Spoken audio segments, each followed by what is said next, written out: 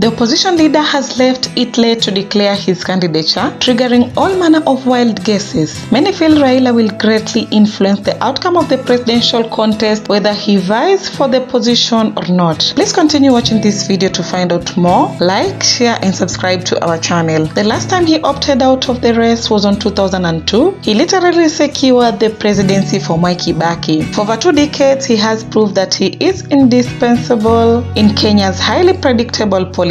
With barely 16 months to the next general elections, there is no firm indication yet that ODM leader Raila Odinga will be running for the presidency, a move that is likely to impact the 2022 succession politics dramatically. While some of Raila's allies have hinted that his name will be on the ballot, there is a realistic chance the former premier could opt out of the race altogether, a move that tends to shake the local political scene. If he goes for the latter option, it will be the second time since 1997 that Raila, considered a fulcrum around which Kenya's political wheels rotate, will not be on the presidential ballot paper. The 2022 Kibaki Toshwa matrix. The last time Raila opted out of the contest was in 2002 when he quit the ruling party KANU, where he was serving as Secretary General after it became clear retiring President Daniel Moi, with whom he had joined forces after 1997 election, in which he came third, in the hope he will hand over the baton to him, had no intention of doing so and had instead settled on Uhuru as his preferred successor. Rather than the contest in that election, Raila, who had staged a massive walkout from KANU to form the Liberal Democratic Party LDP, opted to play the kingmaker's role and surprise many when he backed Mwai Kibaki for the top job. Raila's Kibaki Tosha declaration at Uhuru Park galvanized the majority of forces that were rooting for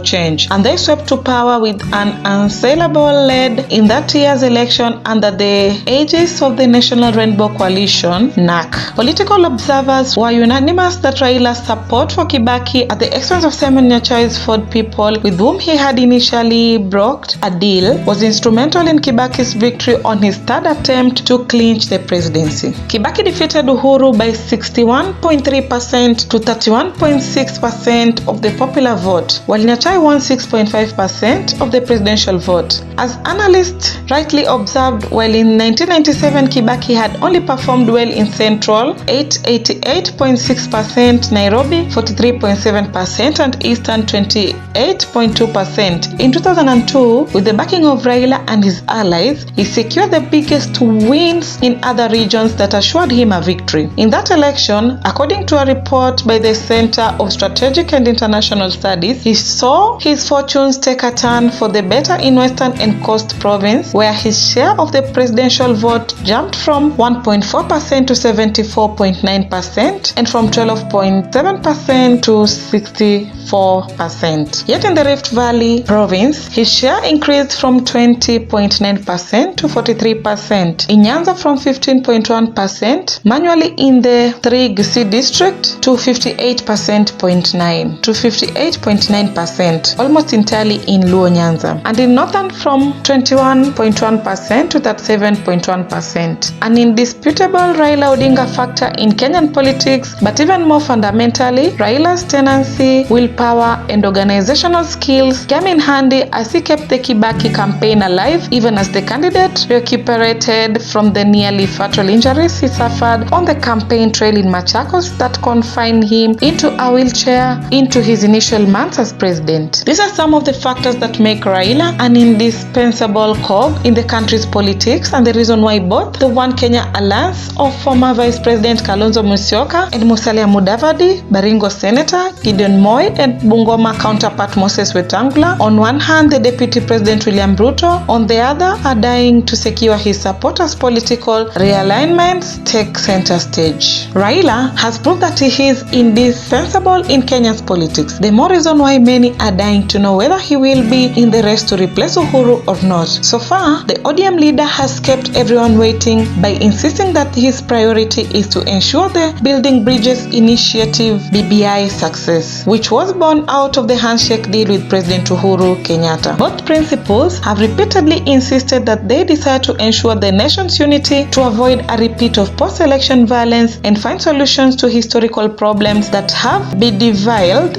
the country. They denied the handshake deal aimed to hosting Raila to State House in the next year's polls or secure a place for Uhuru in the post-2022 political equation. However, Raila's allies and even his own elder brother Odinga insist he will be on the ballot. It was, however, shocking when Raila recently forced the ODM secretariat to go back on assertions he had put in an application to vie in the party's presidential nominations. Analysts say if Raila makes good of his decision not to vie for the presidency, it will be a delicate move that will put paid to his dream of ascending to the top job after 4 previous attempts. He is likely to still be a major factor not just in the next election but in Kenya's politics as a whole. Many agree it is unlikely he will stay out of the game he has played for a very long time, opinioning he will settle for a kingsmaker role. Given his near fanatical support in his Nyanza backyard and considerable followings in other regions such as Western, Nairobi and Coast, it is likely that Raila will front one of his lieutenants such as Mombasa Governor Ali Hassan Joho or his Kakamega counterpart Wycliffe Oparanya for a key role in the next administration. What is unlikely is that he will agree to play second fiddle in either One Kenya alliance or any alliance that Ruto or some other politicians may come up with. It is not clear whether politicians in his Luo Nyanza backyards will follow him to his new home as they did in 2002 when only the likes of James Orengo and Anyang' Nyong'o defied him but ended up in the political cold. With devolution having delivered new options and more set to come if BBI constitutional changes are endorsed, it is likely to be a new ball game altogether. Thank you for watching, guys. Please subscribe to our channel, like and share our videos. Bye.